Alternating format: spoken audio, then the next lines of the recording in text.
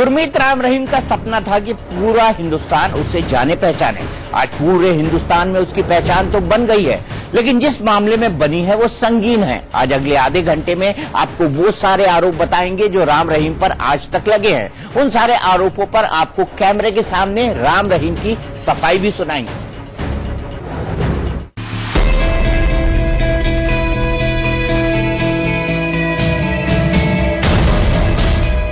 राम रहीम की सबसे बड़ी गवाही। कानून को अपनी जेब में समझने वाला राम रहीम आज कानून से डरेगा। दुनिया के सामने अवतार बनकर झूठ बोलने वाला बाबा आज बेगुनाही की भीख मांगेगा। जो सवाल सिर्फ बंद कमरों में पूछा जाता है, उसका जवाब आज राम रहीम देगा पूरी दुनिया के सामने। हत्या के 2 मामलों में अब वो देगा सबके सामने गवाही। हम 100% आपको सच बता रहे, भगवान को हाजिर नाजिर मान के। राम रहीम हाजिर हो।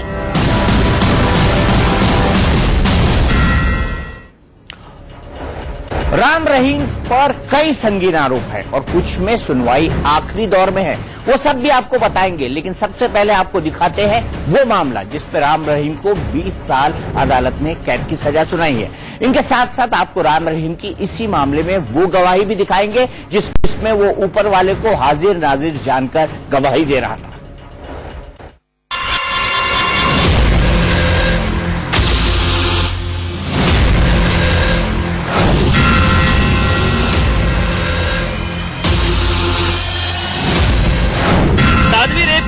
गुरमीत राम रहीम को 20 साल की सजा सुनाई गई है। तो सीबीआई कोर्ट ने आज सजा की जो अवधि सुनाई है उसमें 2 युवतियों के इस प्रकार के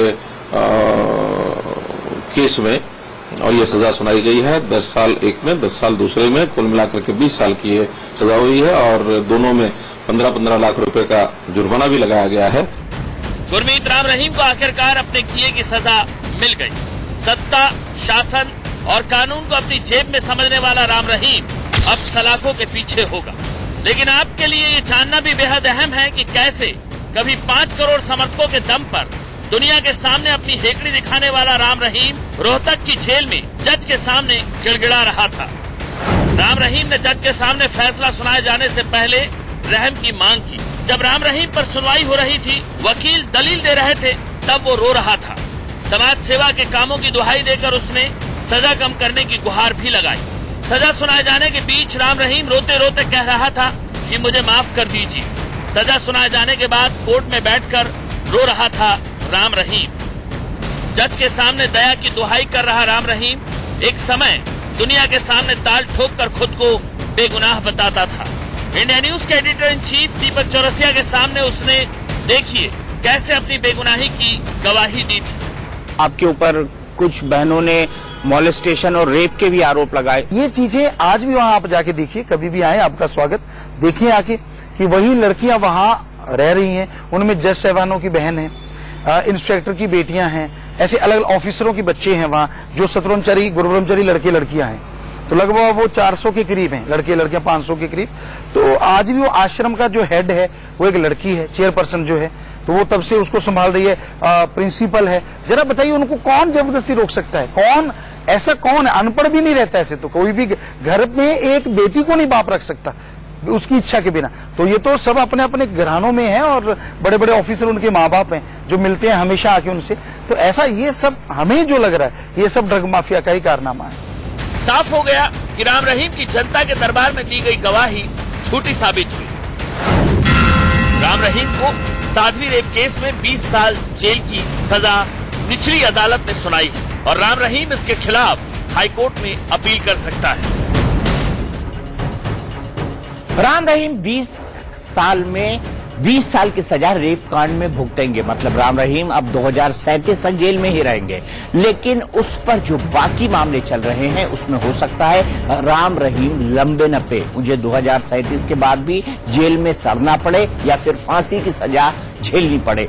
राम रहीम पर हत्या के 2 मामले चल रहे हैं। सबसे पहले बात करते हैं सिरसा के पत्रकार रामचंद्र छत्रपति की हत्या की, और इस पूरे मामले में राम रहीम ने क्या सफाई दी थी ये भी आपको बताते हैं।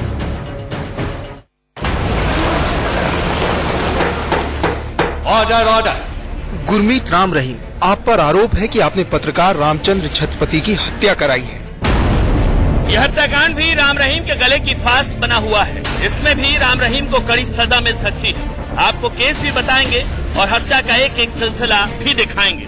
लेकिन उससे पहले देखिए कैसे राम रहीम ने इंडिया न्यूज पर अपने ऊपर लगे हत्या के इन आरोपों की सफाई दी।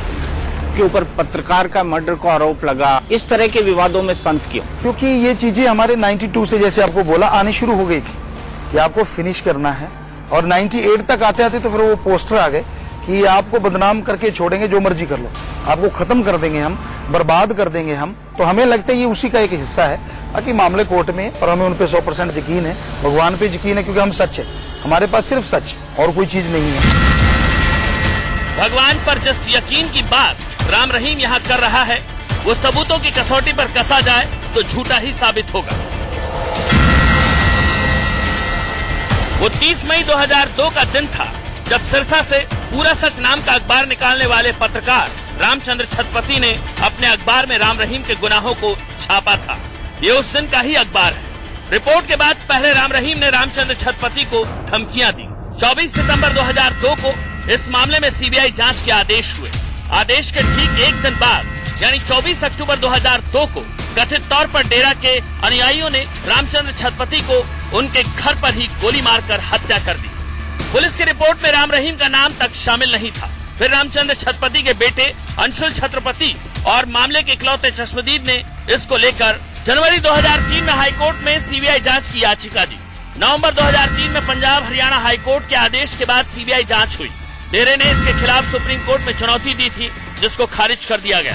जांच के बाद सीबीआई ने राम रहीम और उसके गुर्गों को छत्रपति की हत्या का आरोपी बनाया। 2007 में सीबीआई ने डेरा प्रमुख राम रहीम के खिलाफ चार्जशीट दायर की। नवंबर 2014 तक सभी साक्ष्य पेश किए गए। मामले की अगली सुनवाई 16 सितंबर 2017 को होनी।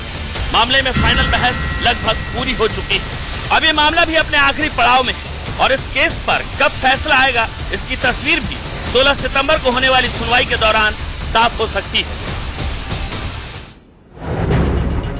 हत्या का दूसरा मामला अब आपको बताते हैं, जिसमें राम रहीम पर डेरा के पूर्व प्रबंधक रंजीत सिंह की हत्या कराने का केस चल रहा है। कहा जाता है कि रंजीत सिंह की हत्या इसलिए करवाई गई क्योंकि वो राम रहीम को बहुत पहले से और उसके बहुत सारे राज जानता था। इसके अलावा राम रहीम को शक था कि रंजीत सिंह ने ही साध्वी रेप केस में पूरे इलाके में चिट्ठी बंटवाई है। गुरमीत राम रहीम, आप पर आरोप है कि आपने डेरा के पूर्व प्रबंधक रणजीत सिंह की हत्या कराई है। तारीख 10 जुलाई साल 2002, रणजीत सिंह की हत्या। रणजीत सिंह कुरुक्षेत्र के बाबा राम रहीम के डेरा का पूर्व प्रबंधक था।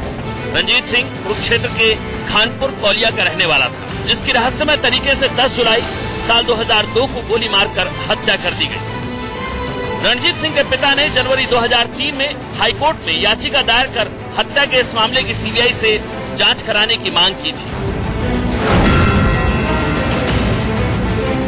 सीबीआई ने जो चार्जशीट दाखिल की उसमें उसने कहा है कि डेरा प्रमुख बाबा राम रहीम पर यौन शोषण का आरोप लगाने वाली मुख्य साध्वी डेरा के पूर्व प्रबंधक रणजीत सिंह की बहन है, और उसने बयान दिया है कि उसके भाई रणजीत सिंह की 10 जुलाई को गोली मारकर हत्या कर दी गई।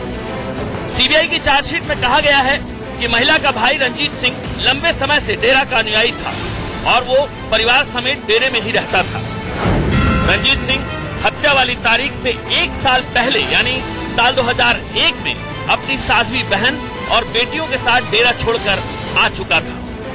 साध्वी ने बताया कि उसने 1999 में डेरा ज्वाइन किया था।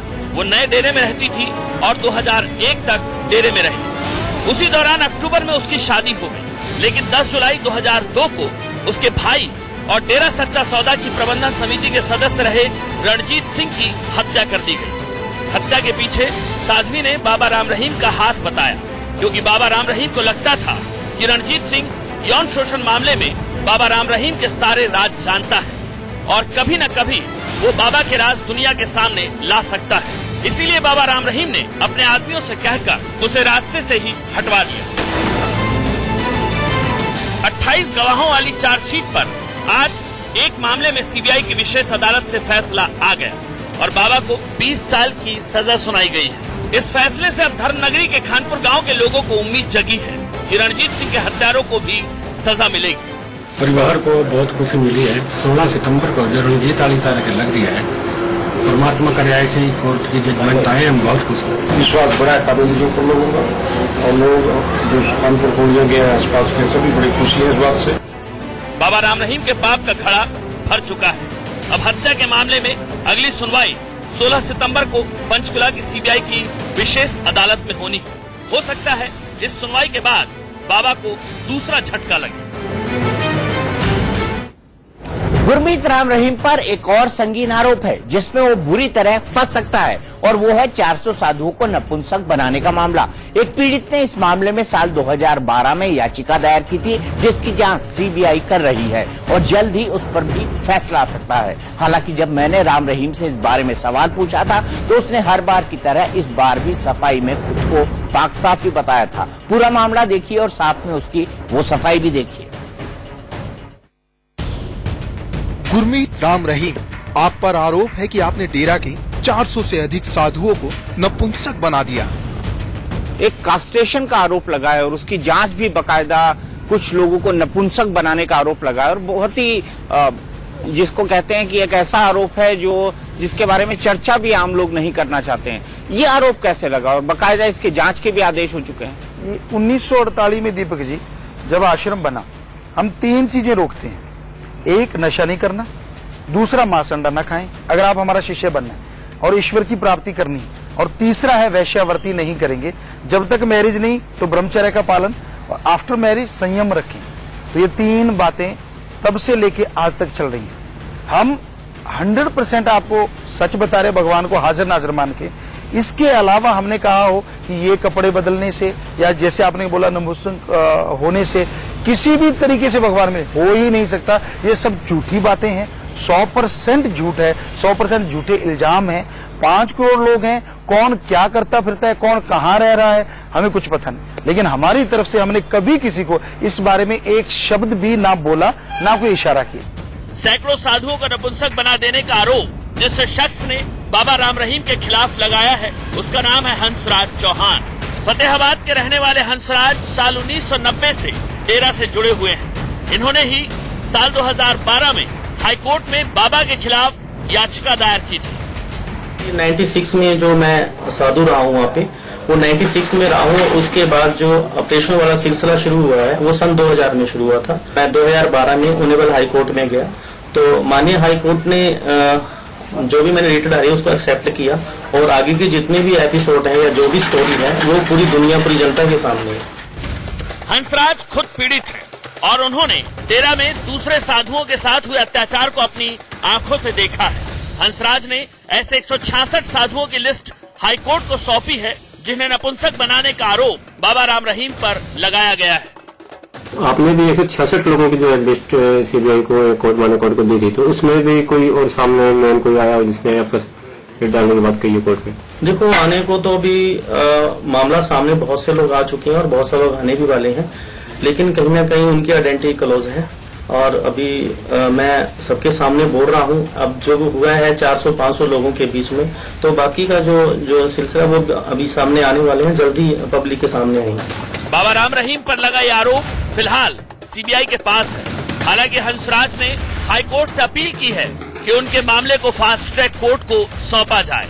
फिलहाल बाबा को साध्वियों से रेप के मामले में दोषी करार दिए जाने के बाद हंसराज चौहान की सुरक्षा बढ़ा दी गई है ताकि हंसराज के साथ किसी तरह की कोई अनहोनी न हो सके, जैसा कि पत्रकार छत्रपति और डेरा के पूर्व प्रबंधक रणजीत सिंह के मामले में हुआ। दुनिया भर में 5 करोड़ समर्थकों का दावा करने वाले और अपने आपको आध्यात्मिक गुरु कहने वाले राम रहीम का चाल, चेहरा और चरित्र तीनों विवादों में रहे हैं। कभी गुरु गोविंद सिंह जैसी पोशाक पहनने पर विवाद हुआ तो कभी किसी और मुद्दे पर। जब मैंने खुद भी जब राम रहीम से इन विवादों के बारे में पूछा तो क्या सफाई मिली, ये भी देखिए।